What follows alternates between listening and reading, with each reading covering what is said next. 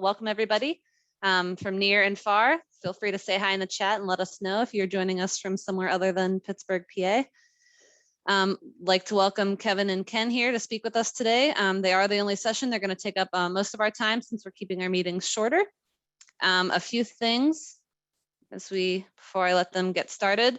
Again, my normal spiel here, make sure for future events, for future communications, even to get follow-ups from all of our meetings and the materials that our speakers share with us, please make sure you're subscribed to our hub, just usergroups.tableau.com/Pittsburgh. I usually provide the links in LinkedIn elsewhere. You can feel free to ping me. I can put it in the chat. You will see the subscribe for updates. That's going to get you access to all of my emails. I do try to also include anybody who's RSVP'd to a meeting, but just make sure you're in the hub and then you should get all communications. Some Tableau happenings. So did a bit of a Google search. So just want to make you guys aware of some recent publications. And I still believe, I think this one, Tableau Strategies, might actually still be in pre-order. But some Tableau books for you guys to check out if you're keeping up on some new readings. Obviously, this is just a little sample that I found. Also, I spoke on this last time. Brandy Beals has started a data book club. So if you're interested in talking data, I know the group either just recently or is about to discuss How Charts Lie by Alberto Cairo. So an example of the books that they read and discuss. Really great group. So check it out if you have the time or want to just, spend some time with like-minded people. Also, a couple of events here. There's a Global Data Plus Women event happening on June 2nd.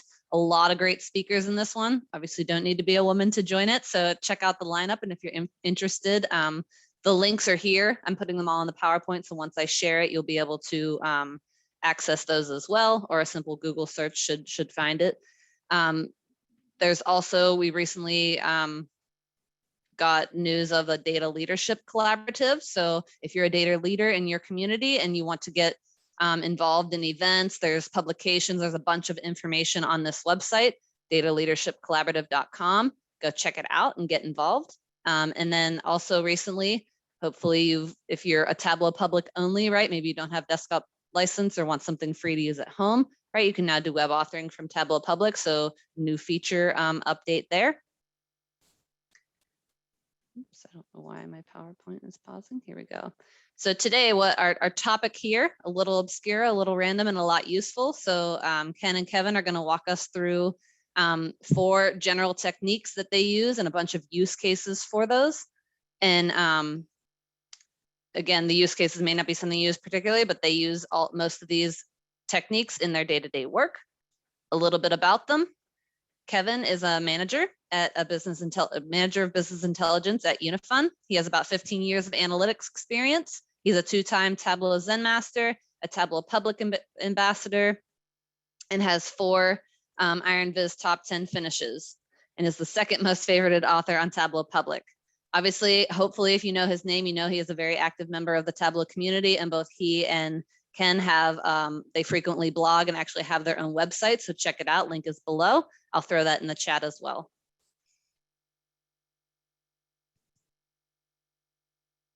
Ken is an assistant director of data analytics at Bucknell University. He's an analytics architect, strategist, evangelist, 20+ years of experience. I believe, and you guys can correct me if I'm wrong, Ken actually got Kevin into Tableau. So Kevin followed and talk about having, an expert resource right at your hands to upskill in Tableau. At work, he's responsible for architecture, design, and development of enterprise and data analytics solutions. He's been working with Tableau since 2016, a 3-time Tableau Zen Master, and also a forums ambassador. He spends a lot of his time, again, very active in the community, engaging. I know Ken answers a lot of forums questions, and as well as is active on social media and blogging. Just a reminder that during the session, so everybody is muted, right? So if you do have a question, please post it in the Q&A box. I will probably leave questions at the end, unless it's something timely, or Kevin or Ken, if it is something timely that would be easier to answer, I can let you either answer it or interrupt the other as you feel the need. Otherwise, we'll do them at the end. Feel free to, again, use the chat to say hi. This session is being recorded, so we will share it afterwards. And as usual, I will put all the presentation materials on our user group Google Drive, as well as send out the links in an email following the session. So without further ado, guys, I'm going to let you take it away. Thanks so much, Jen. Let me share my screen. Can you see my slides? We can. All right. So thank you for having us. I should clarify, we set this up many months ago, and at that point, I don't think I updated Ken's. I think I sent you everything, and I didn't update Ken. So Ken's a 4-time Zen Master. I'm a 2-time Zen Master. You're correct, Jen. He did get me using Tableau in the first place. Interesting enough, I was actually got into it because I was looking for other jobs in analytics, and literally every single thing I applied for had Tableau in it. And I happen to know a guy that knew how to do Tableau pretty well. So, yeah. So yeah, we're going to be talking about what we call a little obscure, a little random, and a lot useful Tableau techniques. But before we do, let's kind of introduce ourselves, even though Jen already did a great job. My name's Kevin. I'm on the left there, sort of in cartoon form, and Ken's on the right. We are identical twins. We are Tableau Zen Masters. We run FlerlageTwins.com together. So we do have a lot in common. So the fact that we're twins, everybody wants to know, how alike are we?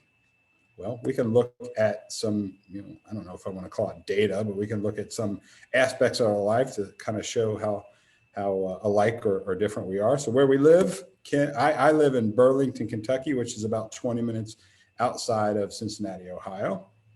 Ken grew up here as well, but then Ken chased a girl to Williamsport, Pennsylvania, which is, if you guys know, is the middle of absolutely nowhere, 20 minutes outside of absolute nothingness. I think their claim to fame is the Little League World Series. So and anytime you ask Ken, how close are you to Pittsburgh? 3 hours. How close are you to Philadelphia? 3 hours. How close are you to Cleveland? 3 hours. So he's 3 hours from any other humans. So what we like to visualize, Ken likes to really tackle serious subjects like religion, war, endangered species, and politics. And I really get down to, what really matters, things like Adam Sandler, video games, cartoons, and famous hot dog eating competitions. But ultimately, since we're kind of both in this data visualization business, this analytics business, people always want to know who's the best at this stuff. Well, we can use Josh Tapley. You guys are familiar, he's from Pennsylvania as well. We can use Josh Tapley's Cerebro, I can never say this word, Cerebro, and where he has scraped Tableau Public, and it kind of breaks down different metrics of users on Tableau Public. So one of the metrics is the number of followers on Tableau Public. So if we zoom into that, you'll see Andy Kriebel leads the way. He always leads the way at everything. And then I'm in third place with 4,200 followers. And Ken, there's like 1 million authors on Tableau Public. Ken is way behind me at number 6. Pretty lame. Or we can look at number of favorites. If on Tableau Public, you can actually favorite vizzes. You can see Andy Kriebel at the top, again, doubling up us. Me in second, Ken in third place. So way behind. What the? Well, truth is, Ken just passed me. I'm not happy to say that. He just passed me number favorites. So he's now number 2, I'm number 3. Bummer. The truth is, like Jen talked about before, Ken has been using Tableau for a couple of years longer. I mean, Ken was a Tableau Zen Master. I think it was announced the month before I actually started using Tableau. So before I even downloaded Tableau, Ken was a Tableau Zen Master. He's got more experience, used to be a DBA. He's better than me at this stuff, I'll give you that. But I think we definitely come from different perspectives. And our website comes from different ideas and perspectives, but he's the best. The real about us, we're identical twins, Tableau Zen Masters, both Tableau ambassadors. We kind of went through all this before, so we won't spend too much more time on that. So what the heck does this title mean? Well, we're going to be going through different general techniques. Some of them are somewhat obscure, maybe a little bit random, if not obscure. We believe that most of these are they're underutilized. Some of them are even unknown, but generally speaking, they're really, really useful. some of these tips and tricks I use in absolutely every dashboard I create at work and absolutely every personal viz I create outside of work. So very, very useful tools, and lots of different use cases where those tools can be applied. Don't feel like you need to take notes. Obviously, Jen said this is being recorded. Plus, you can always hit our website. This link will take you to a page where we have a bunch of different other blog posts listed where you can kind of dig into the details of each of these techniques. So if you need just one reference point, you can check this out on our website. All right, I'm going to jump into Tableau and we will get to it. Ken, actually, I forgot. Ken's going to start us off. So I'm going to stop sharing. Ken, have at it. All right, thanks, Kev. And sorry about the number 2 thing. You'll probably get back there eventually, I'm sure. Don't apologize. I've got 2 sections here. My first section I call hidden in plain sight. So these are just sort of random techniques that are very useful, very powerful, and yet I don't know that they're things that people are very aware of, and quite a few of them I've just learned in the last year or so. So just want to kind of share some of these quick ones, and then we're going to get into a little bit more technical detail and talk about a bunch of order of operations techniques. I'm going to get this thing out of my way here, where to put it. Yeah, so let's jump into some of these hidden in plain sight. So the first thing I want to talk about is hiding marks. So creating a line chart like this is often a common kind of need where you want to highlight the min and max values. And generally what I do to do that is start off by creating a calculated field. And I'm not going to get into detail about what this is doing, but basically it's going to return the min or max or neither. So the min value will return min, the max value will return max, and neither will return, everything else will return neither. And then I create a calculated field that if it's anything other than neither, so if it's min or max, it brings back the sales. And then I use that as on a dual axis. And because the sales it doesn't exist in that calculated field, if it's not the min or max, we only get a mark for those min and max values. And then I use this high-low calculated field on color so that I can control those colors. And that's relatively easy to do. It's not that difficult, but there's a much easier way to do it. And that is what I'm going to show you here real quick. So if we start off with something like this, again, we've got high-low on color, just as we had before. And instead of this second calculated field we created, we just created a dual axis on sales. So we do see a mark for each individual month there. Now to hide those, all we really have to do is just right click on the legend on that particular item and go to hide, and it disappears. And super simple, no need for additional calculated fields. It's just gone and we don't have to worry about it. We don't have to get into that any more complexity than that. Again, as I said before, the prior technique is relatively easy, but when you start doing more complicated types of charts, if you're drawing curves or something like that, that technique gets harder and harder and harder as you go along. But this hide technique is always simple. So it's a really valuable and powerful technique that everyone should be aware of, I think. Once it's gone, it's kind of confusing how to get it back, but if you go to analysis and do reveal hidden data, it'll come back and then you can work with that item just as you had before. All right, next one is about creating highlight tables. So and particularly using discrete fields to control the color.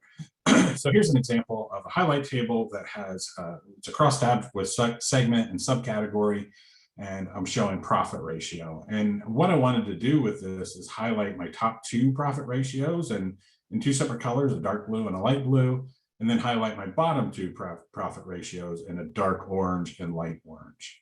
And so, the way I would start off building this is probably doing something like this. So again, I'm not going to get into a ton of detail on this calculation. This is a previous calculation I've already created, but basically I'm just checking the ranks and returning this string, a text field of it is top 1 or 2 or bottom 1 or 2 or none of the above, right? So because this is text, it's going to create a discrete field. And what I would generally do is take that and drag it to color, right? Change this to a square so we get the background colored. And then you end up kind of trying to increase the size, and what ends up happening is everything sort of overlaps on each other, and you're not sure what color goes with which profit ratio. So that just doesn't work very well. And historically, my approach for correcting that is to use a continuous field instead. So instead of a field that returns text, I return numeric values. So in this case, I'm returning numeric values from 2 to -2, and then in the middle, everything else is that 0. So this is now a continuous field. If I drag that to color and do the same thing, change to a square, then I have these fields. The color is nicely isolated and compact within its space. We don't see that overlap at all. And I can click on color and choose a different color palette. So if I do this orange, blue, white, we'll have white in the middle, and now we have this highlight table that is exactly what we want. The problem with this is it's not really all that flexible. There might be situations where maybe I want to make fine-tune adjustments to these colors, or maybe I just want this to be a totally different color. Let's say I want this to be pink. Well, in order to do that, I have to find a palette, a diverging or continuous palette that works for me. And I pretty much would end up having to build my own custom color palette. And that gets painful. And even when you do create that, it's difficult to get it to land on just the right color. So there's another way to do this that gives you the flexibility of using discrete pills without having to deal with some of the problems that we've dealt with before. So I'll show you how to do that. So let's start fresh again here. I'm going to go back to this original one that I created, this discrete field, and we will do exactly as we did before. Drag it to color, change the square, increase the size. Again, we have all this overlap. Now, the trick to getting this overlap to go away is adding more pills to columns and rows. And the easiest thing to do is just to create an inline calculation with just an empty string. There's 2 quotes here. We're going to copy this down to rows as well. Let's increase the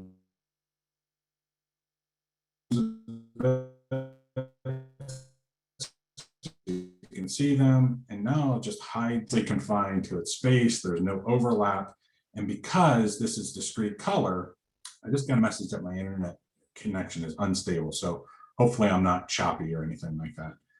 But because this is discrete, I can control each individual color as I please. So I can change none to white, and now I'm back to sort of that highlight table that I had before.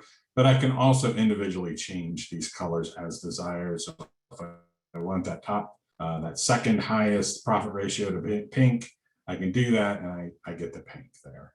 So this is a simple technique. I think it's a lot easier than trying to force it into a continuous pill, and it gives you a lot more sort of granular flexibility with what you do with it. So this is something I just learned within the last year. I saw it on the forums, and I thought it was a great technique that people should really be aware of.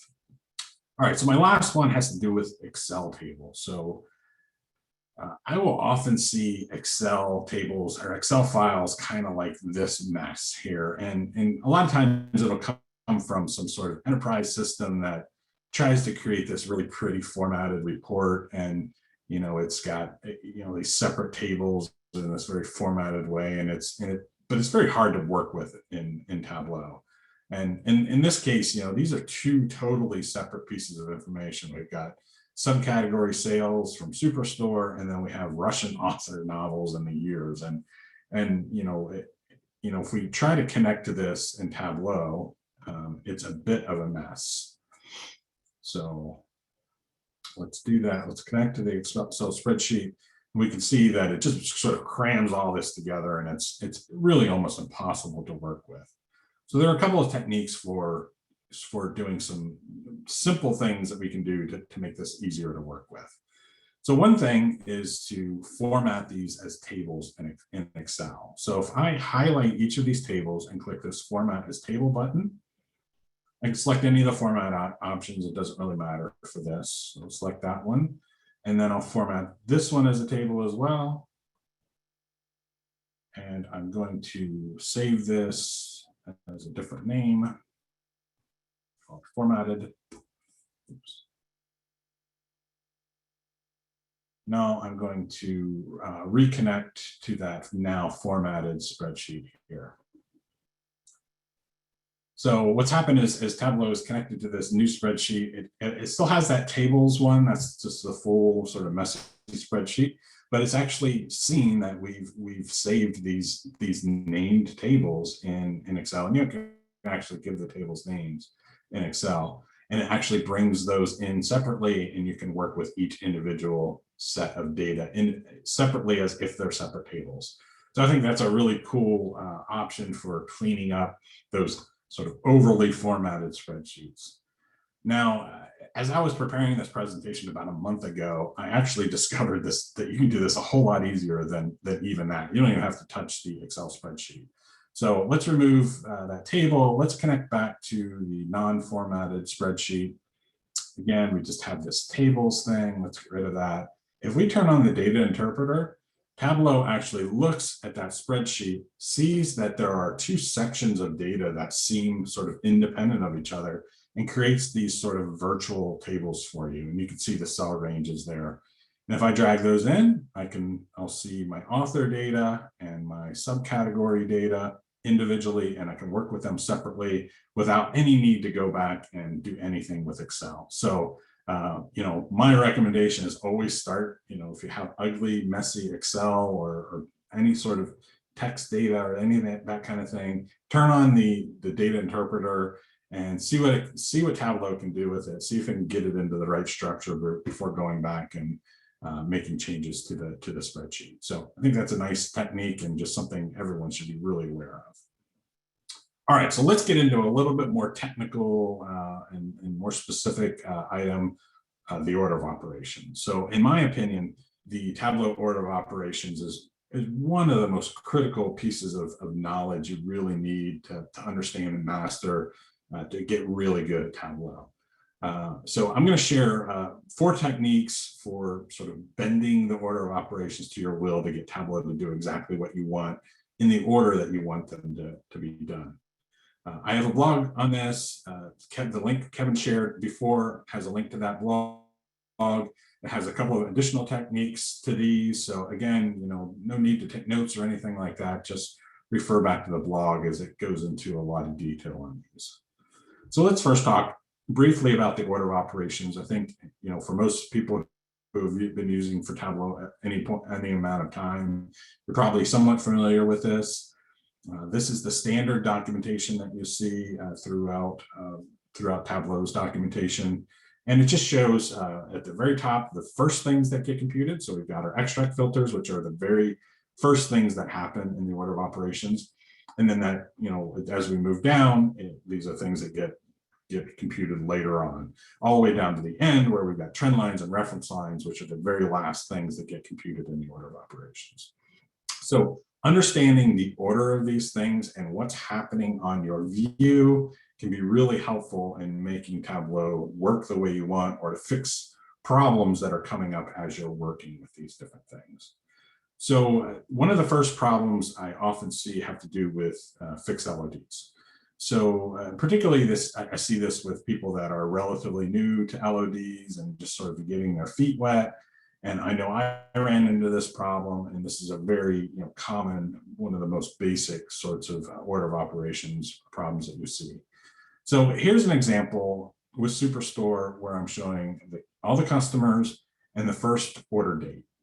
The first order date is a simple level of detail calculation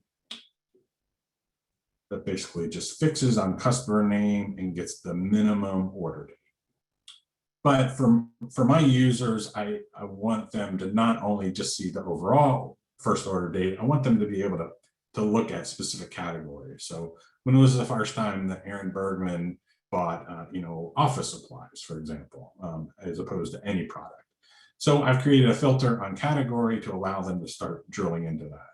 But what I see, though, as I start to filter these items, no matter what changes I make, those dates don't change. So that kind of thing is a pretty good indicator that I've got an order of operations problem. So let's take a look at the order of operations and understand exactly what's going on here. So what we have is a fixed LOD. We can see that highlighted here in the order of operations, and we have a dimension filter.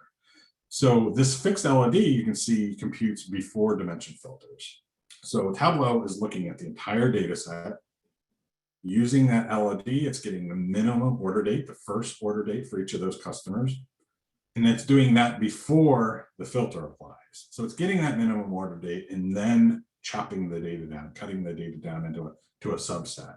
So because we're doing that LOD before the filter, it's never changing as we filter. What we really want to do is force that filter to compute before the LOD, so that the LOD is taking into account just that subset of data that we're working with. And to do that, we can take that dimension filter and change it to a context filter. So let's go back and change this. So to change this to a context filter, we just right click and do add to context. You can see it turns from a blue pill to a gray pill. That tells us it's a context filter. And now as we start to filter these here, you'll see that those dates are starting to change, and we get different dates from it. So that the filter is computing first because it's a context filter, and then the LOD is computing. So something similar to that has to do with top N filters. So here's a list of customer and their sales. I have a top N filter on customer that gives me the top 15 by sales. So we can see our top 15 customers for all of our data, and this works really well. But again, my end users want to be able to drill in on this a little bit in a bit more detail. I want to give them the ability to look at specific years here. So I've added a filter on the year of the order date, and as we start to select things, we'll see some problems as we go here. So now that I'm just down to 2020, I see a couple of obvious problems. One is that my top 15 is no longer a top 15. Somewhere along the way, my 15th top customer has dropped off. So that's clearly a problem.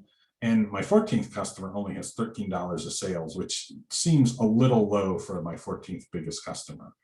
So again, this I think is an indicator, a clue that there's some sort of order of operations problem here. And so let's take a look at the order of operations and figure out what's going on. So similarly to last time, our top N filter computes at the same time as a fixed LOD. And our year filter is a dimension filter. So if I was there in person and I can get your reaction, I'd ask you, what would we do here to make sure that year is computing before the top N filter? And everyone would say, add it to context, right?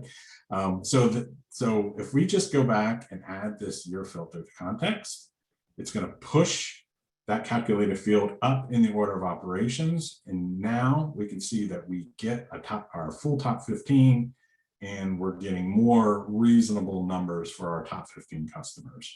And we can see that that's being adjusted properly as we change all the different years.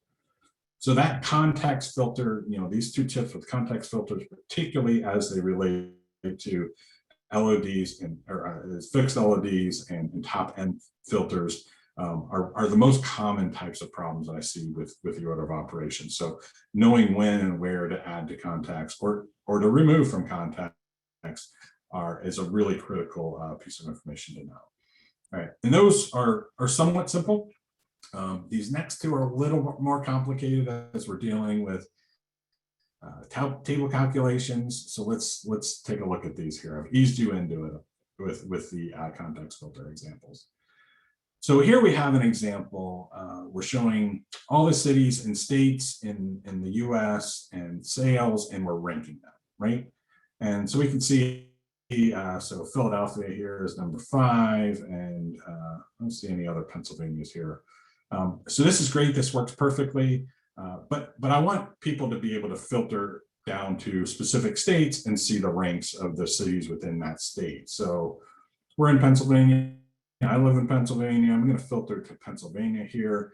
And I now see just the cities in Pennsylvania. Interestingly, Pittsburgh doesn't buy anything from Superstore, which I thought, which I just now saw for the first time. So I don't know what's going on with Pittsburgh, but you got to get your act together and buy some superstore sales. So we can see Philadelphia ranked #1 here, and all the way down to Altoona #8. And this is great, but what I really want is to maintain the overall ranking, the US based ranking. So remember, Philadelphia out of the whole US was ranked #5. So I want to keep that 5, even though I'm filtering down to Pennsylvania. I want to see, I want to see just the Pennsylvania cities, but I want to see their rank for the nation as a whole. So that starts to get a little bit tricky in how we can leverage the order operations to make that change. So let's look at the order operations, see what we've got now, and see what we can do to make this adjustment. So that rank is a table calculation here, right? So it's computing near the end of the order of operations. And our filter on state is a dimension filter. So what's happening, and when we filter down to Pennsylvania, is that filter is computing first. We're getting a subset of our data that's just Pennsylvania, and then it's doing the rank within that subset. So the only data the rank sees are those Pennsylvania cities. What we really want to do is take this dimension filter and push it down somewhere below these table calculations so that the rank computes first, and then we subset our data. And to do that, we can leverage a table calc filter. So what we really want to do is change that state filter to a table calc filter. And then that should give us what we're looking for here. So a trick for doing that, and I learned this from Pooja Gandhi, who is a former Zen master and just a really brilliant with Tableau, is we can sort of trick Tableau into using a table calc filter. So what we'll do is create a calculated field like this. So lookup is a function that will look up a previous row or a future row in your data, in your partition. And so what we're going to do is do a lookup of the state with an offset of 0. So by offsetting it of 0, we're not going back or forward, we're just staying on the same row in the partition. So essentially, this calculated field will return the state as is in that row, but it will force it to be a table calculation. And because it's a table calculation, so let's use this as our filter instead of that regular state dimension filter. Let's do all for now.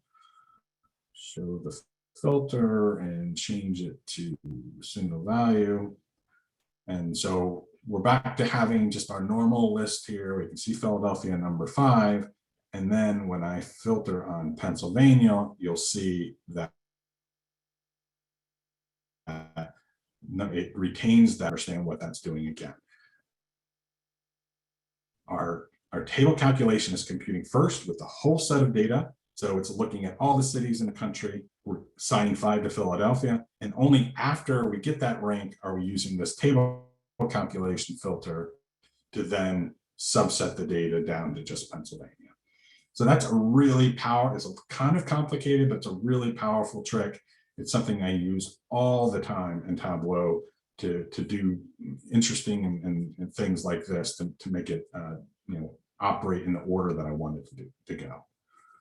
Another similar trick, and this is actually my last technique that I'm going to be sharing here, has to do with bands.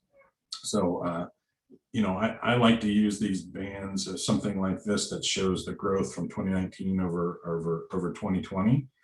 And where you might start in building something like this is a simple little table.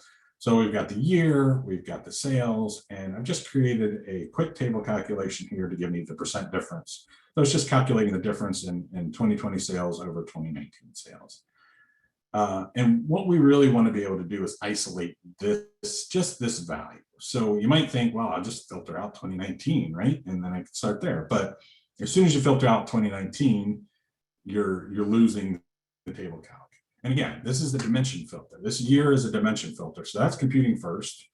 And then because that row is gone, the table calc can't actually compute that year-over-year difference. So we really need this 2019 to be there when it computes the table calculation. So we could use the exact same technique as we used on the previous example and do a lookup But there's another technique that's really useful, and it's a similar idea using a table calc, and that is this last function. So last just sort of counts the number of rows from the last row in the partition. So this 2020 last would be 0, 2019 last would be 1, and so forth. And there's also a first function that works sort of in the opposite way, counting from the first row down. So we say if last equals 0, then true, else false. True, 2020 is going to be true, and 2019 is going to be false. We use this as a filter, and we select just the true option. Now, because this is a table calc filter, it computes after the table calc. So at the time that this table calc is computing the difference, 2019 is there, and we're only removing that after that table calc happens using the table calc filter. And from here, all we have to do is remove the unnecessary things that we don't need, put this entire view, increase the size, and we now have this nice 20% band that we can throw on a dashboard and show that difference just by sort of tricking the order of operations. Now, of course, there are a bunch of other techniques for doing bands like this. You could use LODs, you could use some other types of table calcs, but this is a really, I think, a really nice, relatively easy way to do it. And I think really demonstrates the power of forcing the order of operations to do what you want it to do. Ah, shoot. I don't know about you, Kev, but sometimes when I create these bands, I accidentally click on it. Or usually it's my users, they'll click on these bands and you get this big blue square. And I really can't stand how that works. I wish there was a way to deal with that, but yeah, me too. Yeah, maybe Tableau will wink. come up with something at some point. Maybe. So anyway, that's all I have for you. Again, I think order of operations, if these concepts are new to you, please take some time and dive into the order of operations. It's a really important thing to understand and to learn if you're going to get really good at Tableau, and because as I said, it really allows you to bend Tableau to your will, make it do what you want it to do when you want it to do it. So with that, I'm going to hand it off to Kevin, and he's got some hopefully some less scary techniques, but some equally cool or even cooler things to share with you.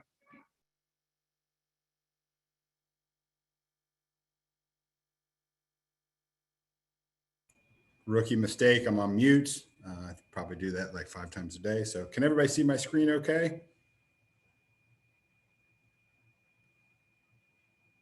Can you see my screen? Yes, we can. All right, thanks guys. So yeah, well, I'm going to be talking about a couple different things, maybe a little bit lighter, maybe a little bit less technical than Ken. And I'm going to start off with creative uses for navigation buttons. Now, that sounds like, what can you do with a navigation button other than navigate? Well, you can kind of use those in a variety of different ways. But first, what is a navigation button? Navigation buttons came out in, it's crazy. I always remember these awesome features. I remember the version they came out 2018.3 in October 2018. And it was really eye-opening because the way we did navigation from dashboard to dashboard before that was really, really rough. So let's assume we have 2 different dashboards. We have a scatter plot dashboard. We have a bar chart dashboard. Well, I can add a navigation button. If I come down here, I'm going to just turn it to floating for now. And I can drag this navigation button to the view.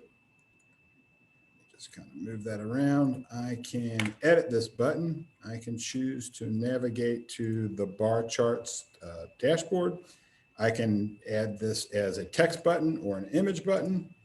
Let's just leave it in a text button. I can say bar charts. I can change the text color, or the font color, the text, whatever. So I'm just going to hit OK. And now if I click on this, it'll navigate to the bar charts dashboard. So that's nice. I personally do not like these standard buttons in Tableau. So I typically, instead of using the text button, even though you do have lots of different options, instead of using the text button, I almost always use an image button, and I go choose an image of my choosing, or I like to create those in PowerPoint. If you don't know how to create your buttons, well, Ken and I have tried to make that easier for you. We've created this dashboard on Tableau Public, and go to my page. on Tableau Public, and you can download a template in PowerPoint. And we've created all these different buttons in PowerPoint, all kinds of 3D buttons, rounded buttons, simple buttons, ones with new morphism, a bunch of different toggles. So if you aren't comfortable with creating your buttons, you can come here, download the template, change your text, maybe change an icon, and you have a really nice button. Then you can save that as an image and bring it in to Tableau for your buttons. If you go to this blog post here, I even have a video on how to utilize it. And we have lots of content on our website about how to draw in PowerPoint. And why do I draw in PowerPoint? Just because I know the software and most people in the world have used PowerPoint. It's a lot easier than picking up Illustrator or Figma or something like that. All right, so some creative uses for dashboard navigation buttons. Well, you can certainly use it for dashboard navigation. So this is a dashboard I created in 2019 that looked at, I called it streaking, cute name. And it looks at win streaks in Major League Baseball. So if you're a Major League Baseball fan, you know that there's 6 divisions, there's 5 teams in each division. So for this dashboard, for this workbook, I have 6 different dashboards, each with the 5 charts on them. And to make this a little clearer, I use dashboard navigation buttons so you can jump between them. The nice thing I did here is use a variety of dashboard navigation buttons to notate where you're at on the current view. So we're currently looking at AL West. Everything else is grayed out. This is just different images I'm using to create these dashboard navigation buttons. If I click on, say, National League West, I'm trying to click on it, something's not working, there we go. It goes to the National League West dashboard and it highlights this National League West. So we know at any given time where we're at on the page. You guys are probably curious, 2019, let's go to, Tableau's running a little bit slow here, sorry about that. If we go to National League Central, you'll see your Pirates and my Reds pulling up the rear. You guys were actually a 500 record and we were like 20 games below it though, so we probably should make that comparison. So a good way to use dashboard navigation buttons other than the navigation part is to really just show a user where they're at on screen if you're using multiple dashboards. I also like to use it for a minimize and maximize technique. So this is another blog post that I wrote, and this is showing different ways to avoid what I call the current month drop off. So in this case, we're showing all these sales up here, and then all of a sudden it plummets through the floor, and my users are going, "Oh my gosh, what happened? Like, did we, lose, 90% of our customers?" No, this is only through the 3rd of the month. Okay, so when we show this, we cause ourselves some problems. So this dashboard and this blog post is really just intended to show people different ways of visualizing this, so you don't have this freak out from your customers and clients, right? So different ways. And in this dashboard, what I allowed users to do is to kind of zoom in to any of these different charts. And all they do is click this little pop-out button, and they have this sort of zoom in and zoom out effect. Just like you do in Windows, we can minimize and maximize windows, right? It's the same thing, but building it into our dashboards. So how do we do that? We do that with a simple dashboard navigation button. And I will say, I love to do this with anything like scatter plots, jitter plots, anything that's that has probably a lot of insight, but has to be kind of confined to a smaller space. I do this all the time. And another thing I should note is does not involve duplicating the sheets. It does involve duplicating the dashboard. So let's just kind of show how this works. So this is a clean dashboard with just the charts, no buttons. I'm just gonna basically duplicate this. And Tableau is just running a little small. And I'm gonna just show how I'm gonna create the minimize and maximize button for this one particular chart. So I duplicated this dashboard just so everything else will look exactly the same. But I'm just going to come through here and delete the charts that I'm not interested in. And like I said, this is just so that everything else will be exactly the same. All right. So now we have this dashboard with this chart, and then we have the zoom in view. All I'm going to do is just bring in a dashboard navigation button. We're going to set it to go to this min-max demo 2. Great naming convention, Kevin. Choose a button. I'm going to choose to pop out. I'm not going to spend any time making this really look pretty. But now if they click this button, we can pop out. And I'll just do the exact same thing over here. Edit that button. Min-max demo, image button, choose, pop in. So it does take some patience if you're going to do it 9 times like I did. Usually I only do it once or twice, but now we have this minimize, maximize effect. And since the background's all the same, it just really looks really seamless to the end user. Users get it. It's not something you have to kind of teach them to do. I also love to do this for table of contents. So the background of this is in April of 2020, I work for a financial services company. It's really impacted by unemployment. So obviously, I think we all know what happened in March, and that caused unemployment to skyrocket in April. And I was tasked with building a unemployment dashboard that would go on our Tableau public page. It's on Recovery Decision Science is the name of the company. You can check that out on Tableau Public. As I explored the data, I just found so many different things fascinating, lots of different slices that we could look at, initial unemployment claims, and we can look at unemployment rates, and we can slice that by education, by gender, by ethnicity, by industry. When I was done, I ended up with 18 different dashboards within this workbook. And my problem was, how the heck do I allow a user to navigate through this dashboard? I really want them to be able to kind of walk through them individually, but maybe they're just interested in one. Maybe they want to see just gender. So what I opted to do is do this sort of visual table of contents, and this is going to use dashboard navigation buttons. So I'll just kind of demo this real quick. For now, I'm just going to do maybe 4 of them. I'll throw some containers out here. I can get it in there. All right, so I have a vertical container with 2 horizontal containers inside. I'm going to distribute all these evenly real quick. So if you're not aware, you can go to a dashboard and you can go to dashboard, export image, and it'll basically give you a snapshot of that dashboard. So what I'm going to do is just create navigation buttons to each of these dashboards, and I'm going to use their individual images to do that. So I'm going to drop in, probably should change this back to tile instead of keep hitting shift. I'm just going to drop in 4 different navigation buttons. I will warn you, if you do a bunch of these on screen, they tend to slow down. But so I'm going to come in here and edit. What is this called? Demo TOC1, image button, choose, and here's page 1. That's dashboard 1. I'm going to do the same thing here. Demo TOC2, image button, choose.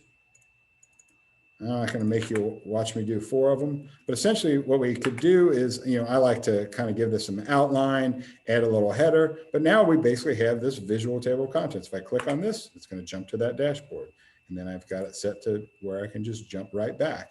So we have this ability to jump and build this sort of table of contents.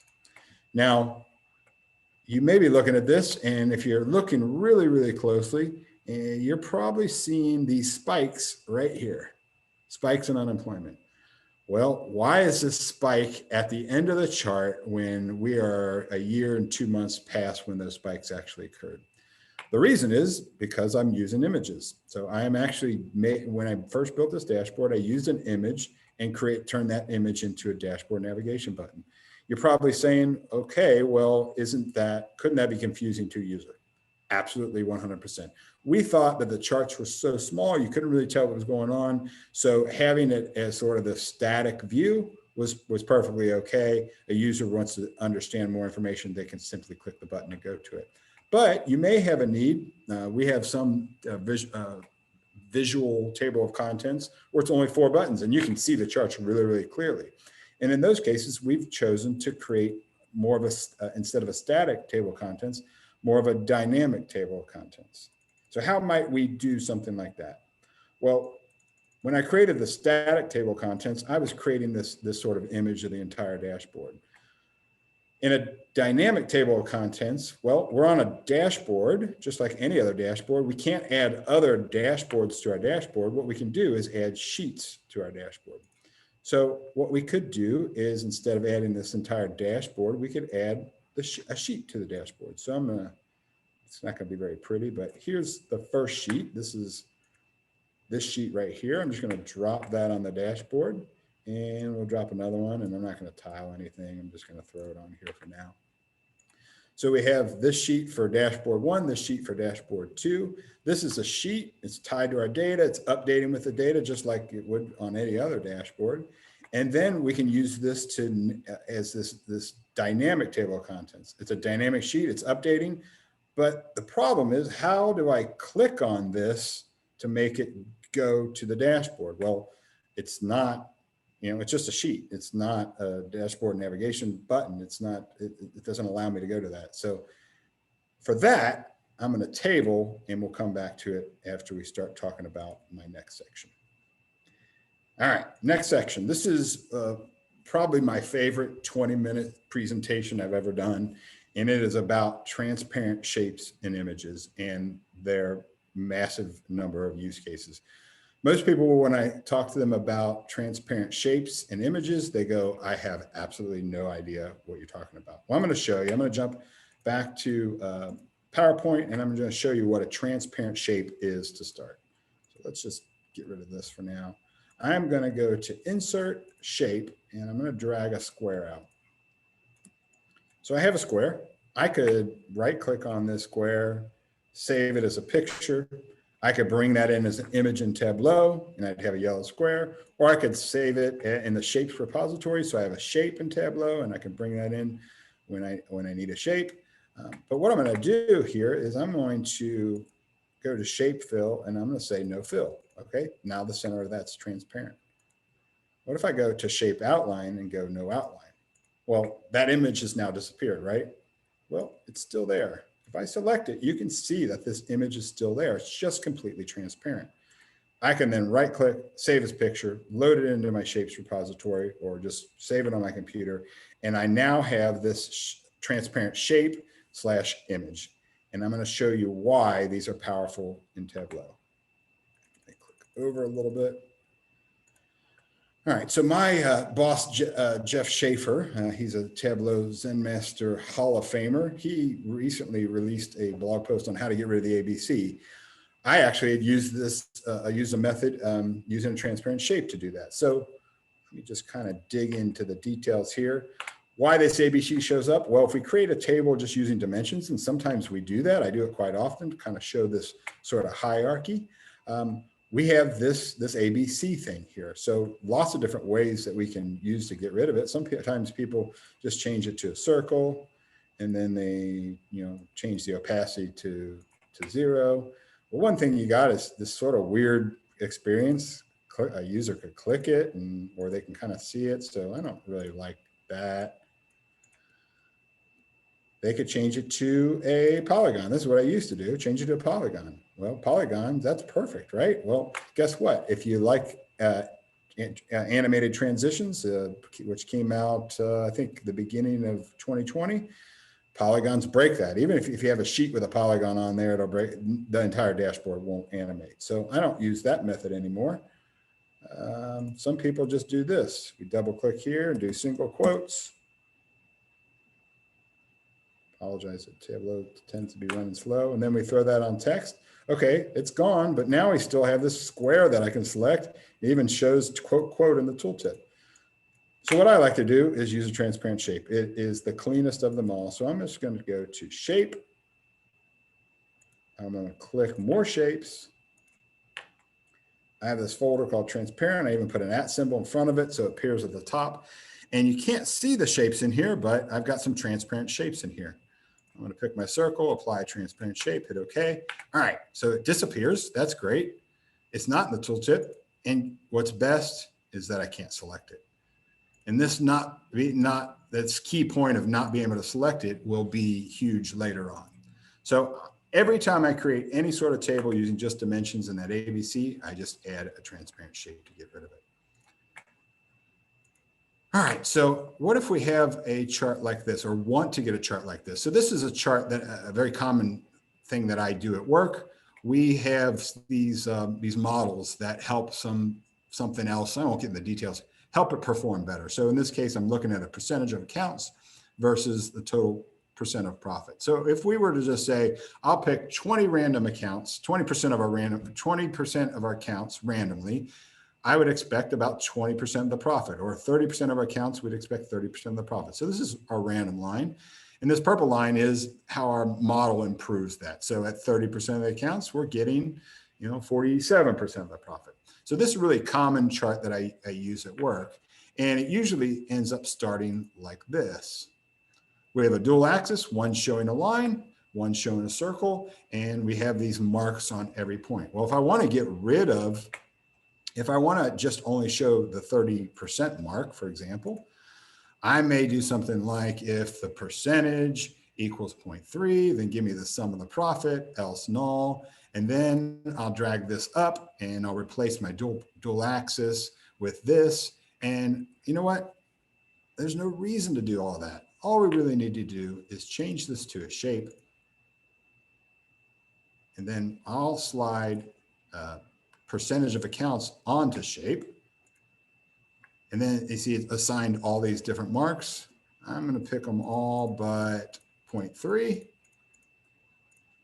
And you probably guess what I'll do. I'll make a transparent shape. Boom, I have this chart. I didn't have to write a single calculation. I didn't have to mess with the pills. I didn't have to use different pills on rows. I just had to slide one calculation onto shape, and we can easily modify that. And if we want to show 0.4, we can show 0.4. Heck, we could put it in the parameter, whatever we wanted to do. I do the same type of thing on a chart where I want to just notate the last point. Everybody talks about kind of removing the clutter in the chart. I think this is a little cluttered. I don't think we need these circles, but sometimes I like to label the last point and kind of put a circle mark on there just for a little bit of additional information, and just because it looks nicer. So we could do the same thing. We could create, calculations that say, fixed LD, if it's the order date equals the max order date, then yield me the sales, whatever. I just do this. True, false. If the order date equals the fixed max order date, I will change this to a shape. I'll drag this calculation onto shape. And you see we have a true, false. Guess what I'm going to do? I'm going to do transparent on the false. I'm going to do a filled circle on the true. And we have this chart with, again, only one simple calculation. Not a lot of, not fiddling with the pills on rows and columns and creating complex calculations. Now, Ken was talking about, this silly band thing where you have these numbers and you get this blue effect, right? That drives me nuts. It just, sometimes I end up floating blanks over my bands because I hate that experience. But sometimes you want bands to interact with the viz. Sometimes you have dashboard actions where you want somebody to hover or click on these bands. So I really wanted a way to get rid of this. Now I'll give Josh Tapley complete credit on this. I'm gonna duplicate this. You see, I even say Tapley in the sheet here. So what we're gonna do is we're gonna change this text mark to a shape. We're gonna get a circle here, and we're gonna change this to a transparent shape. Okay. And then if we go back to the dashboard, what I'm going to show you is the original is this. With the transparent shape, we get this very clean look. I love the fact that it'll still highlight the metric, but it doesn't give that blue in the background. So if you were using a dashboard action to filter data, you could simply click on this, it'll highlight it, but you don't get that weird blue background. So really simple way to get rid of that ugly experience, user experience. This one is from Luke Stanky, who also uses transparent shapes in a lot of use cases. So here's his example. He's plotting sales by subcategory. but he's also looking at the year over year. He's looking at, I think, 2020 versus 2019, and he's showing the change in rank for those different categories. So phones is the highest sales in 2020, but last year it was the second, so it moved up one spot. Last year, chairs was number one, so it moved down one spot. So we have this blue one that says it went up, this red one that said it went down. This one moved up 3 spots. This is kind of confusing to users. So like many of us would, we might add these indicators. So this is showing blue, all right? So it's blue 1, red 1, up 1, down 1, right? And then we have these ones that are, didn't move at all. So we can just simply change these shapes. Maybe for this indicator will go up, wrong one. This indicator will go up, this one will go down. And for this one, we'll pick a transparent shape. So we have up 1 really clear, down 1 really clear, nothing. The thing didn't change positions. Otherwise, we have this sort of weird orange circle, or gray circle, or white circle, or whatever we use. We just use a transparent shape to get rid of that. So up to this point, I've used transparent shapes a bunch, but I've not used any transparent images. And really the difference is one's in my shapes repository and I'm bringing it in as a mark type, and other one is just bringing an image onto the dashboard.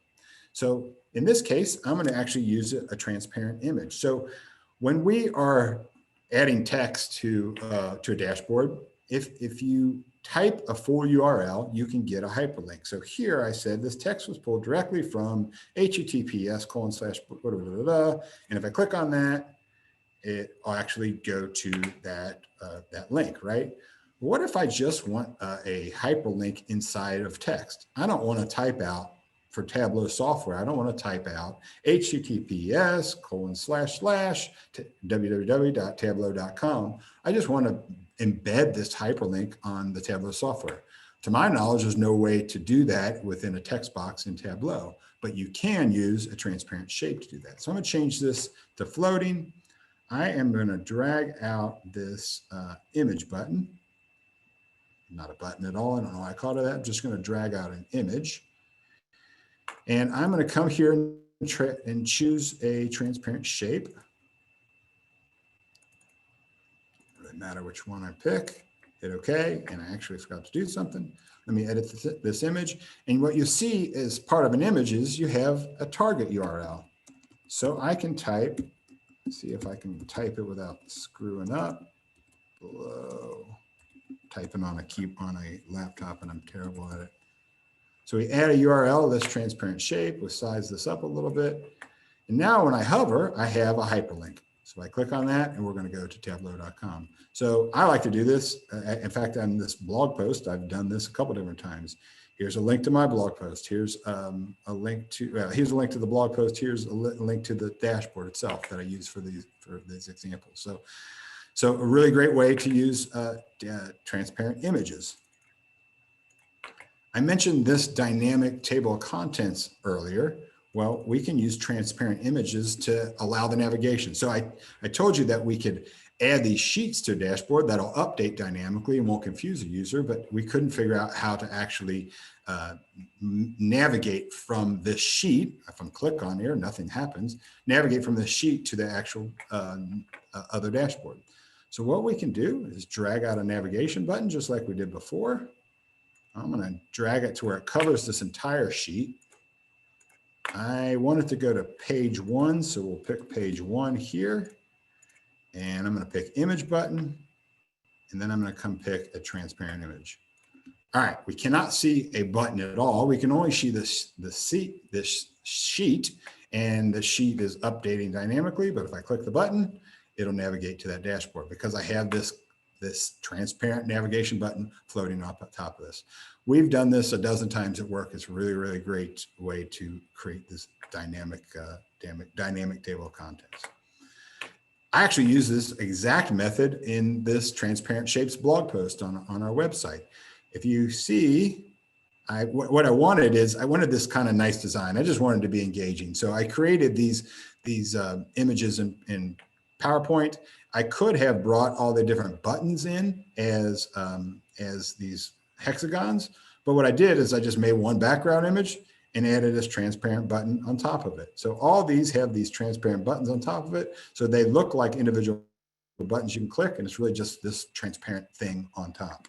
So great way to have a really clean design and clean navigation in your dashboards. I love parameter actions. Parameter actions came out 2019.2. Love them. I think they were complete game changers with Tableau. I use parameter actions often to use filter buttons. So in this case, I've plotted sales by month, and I allow the user to pick on a year. So right now we got 2019 selected. If I pick 2017, fires off a parameter action, I think, and it filters this chart.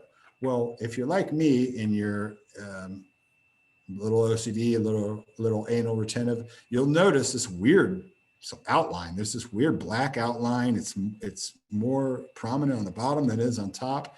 It's kind of chops off the corners. It's just sloppy looking, if you ask me. If I click another one, they always look the same. So I use a transparent shape to solve that. And when we went through the ABC thing, I told you that you can't select a transparent image. It doesn't show the selection. You can click it, but it doesn't show the selection. And so I'll leverage transparent shapes to allow me to fix this weird outline. So what I do is I put the actual chart, the actual buttons in the back. And what I've done is float a separate chart over the top. So this is a 2016 transparent button. There's a 2017 transparent button. So it's going to do the same thing as when I click on these individual buttons. It's going to send the year to the parameter and filter this chart. But if I overlay it, I'm clicking on the transparent button. And again, Tableau's running slow on me. So hopefully it works here soon. Oh, really slow. But since I'm clicking on this transparent button instead of the actual button, we don't have this weird outline. It doesn't actually select that transparent shape. Really, really clean look. It does require an extra sheet, but a much cleaner look than we have with this right here. When I was 6 months into using Tableau, I created a technique called no polygons. That uses a transparent shape. Ken created a technique called a scrollable timeline, where you can scroll through and see the history. That uses a transparent shape. But probably the most used transparent shapes I've ever employed in a dashboard was in my Data Fam Finder. So a little bit background on the Data Fam Finder.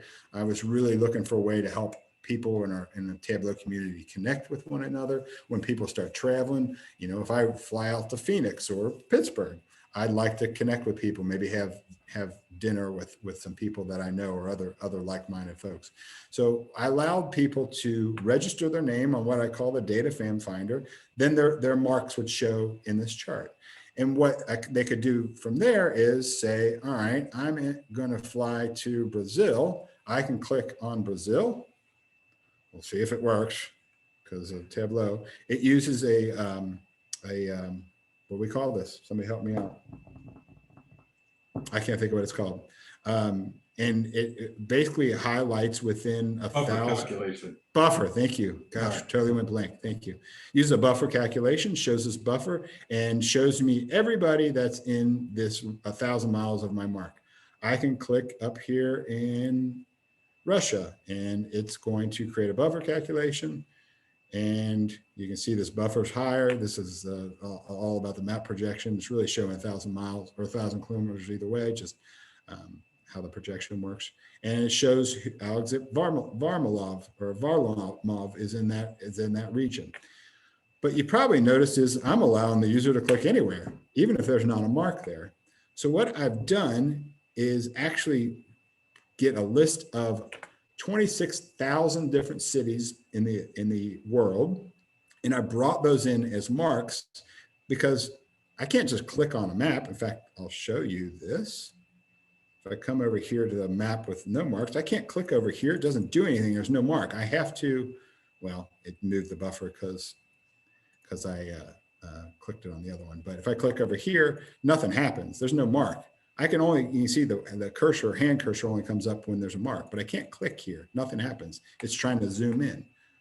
So what I've done is apply these to these 26,000 different cities. I've applied a transparent mark. So you can see this is transparent. If I change this to a plus, you can see all the different pluses. So that gives me a mark in all the different, pretty much any city across the world where I can click. And in doing so, I click on a mark, a couple of parameter actions fire off. I create this buffer calculation, and we can pretty much click anywhere in a map and we can see, for example, if Tableau will catch up with me, we have all these different people within 1,000 kilometers of where I live in Cincinnati, Ohio. All right, that was a lot. Hopefully, maybe a little lighter than what kind of Ken went through, the really deeply technical whatever operations and trickery, but that's it. Obscure, random Tableau techniques. Again, you can hit this web link that'll list several other blogs about these various techniques. So if we have questions, Jen, I think Ken and I will be happy to take them. I don't see any in the Q&A that you did not answer, but we did have one in the chat that said, how do you solve the floating object issue when viewing these on mobile or when viewers are viewing on a server that, you know, adjusts to screen sizes? Yeah, I actually, that made it into the Q&A as well. Oh, it did? Okay. But I can answer that for the sake of the group. I mean, I always recommend, sorry, I know this is Kevin's topic. Go ahead. I always recommend doing fixed size dashboards as opposed to doing automatic or ranged. With automatic or range size dashboards, you're kind of at the mercy of that screen and how it's going to format that. So if you need views, you know, device specific views, I will do a fixed size dashboard and then use Device Designer to develop specific views for those devices. And it's a little bit of extra work, and you know, to create a view that works, you know, because you're almost ending up developing two separate dashboards. You know, one that maybe is for a phone and one that is for a desktop, and maybe even one that's for you know, a iPad or whatever, right? But you control the way it looks. You have complete control over the way it looks. It's not going to adjust it for you, and I think ultimately you end up with a better mobile design for that dashboard doing it that way than trying to use automatic sizing. But you're not going to be able to float those things on top of, if you're building for mobile, you can't float something on top to create these sort of dynamic, or, you know, the URL link or anything like that, right? Oh, you can. Yep, you can. I didn't think you could float on a mobile design. I do like no mobile design. Yeah, you can. You can. Okay, I didn't think you could. Okay. I had a quick question, Kevin, just because I might have missed it answering the chat or something. So the data fam viz, the dots that were visible as opposed to when you showed the, you know, you kind of made live again, the transparent, what did the visual dots represent then? Were they just like major cities or the ones that you had pulled into the viz as opposed to what people were entering, like exact locations? So all the ones that you can't see are just the 26,000 cities across the US. And that's just giving me a method to allow somebody to click, right? The red dots are people that have actually registered, people that registered their names. You know, these people here, well, hey, look who it is. So these people here have registered on here. Right. And if I click anywhere, it's going to, you know, draw that buffer calculation. It's going to tell me it's going to show me, here we go. It's going to show me who's in that location, which of those red dots are inside my buffer. The transparent shapes are just a way to allow me to actually click on that, because if that mark wasn't there, you wouldn't be able to actually click and register these, you know, that long values. Gotcha. So I just had that backwards. Thanks. One thing I saw in the chat and the Q&A was some questions around web editor, and I to my knowledge, there's no way unless you publish so to my knowledge, there's no way to add custom shapes if you're using purely the web editor. And I think that would be the same as like custom color palettes. So if you are in a situation where you use Web Editor every day, I think you could, I don't use it all that often myself, but I think you could publish a workbook that contain the custom shapes, and then you'd be able to use them as you edit it, I think.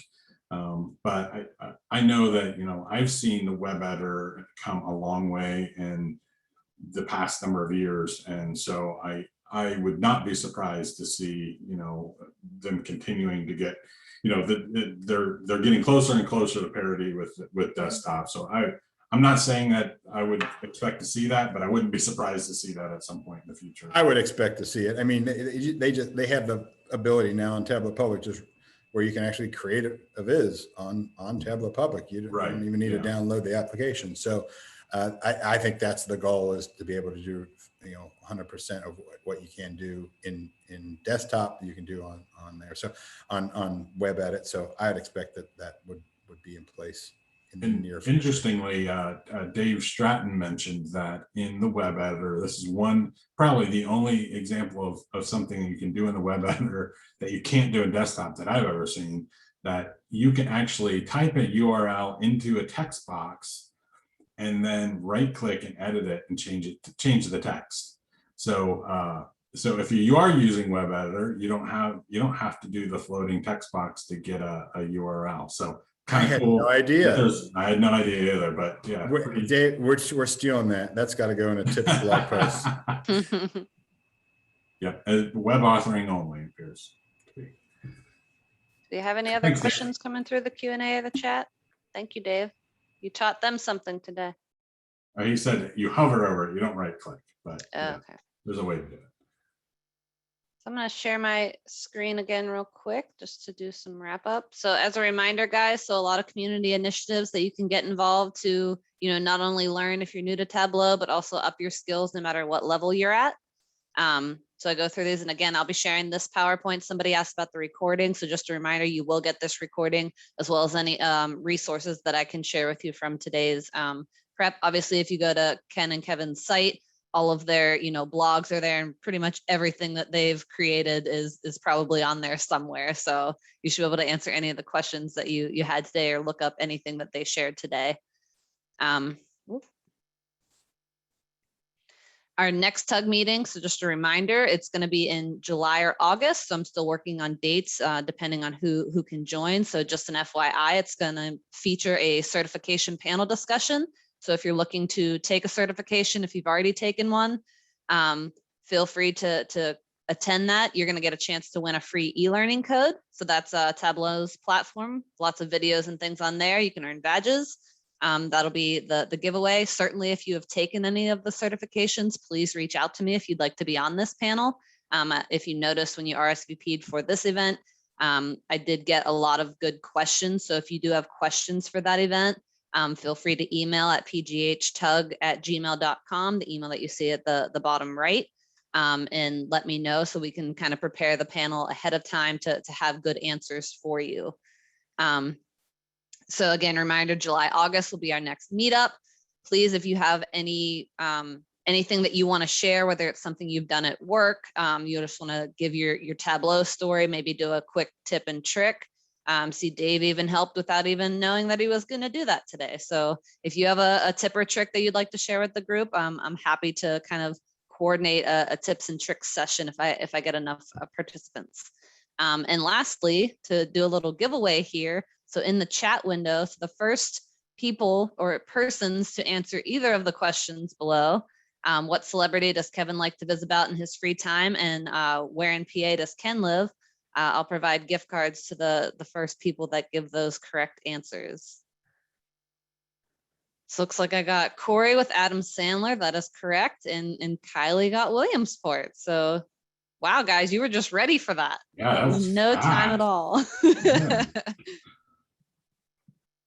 Kylie and Corey, please email me an email that I can get those to you.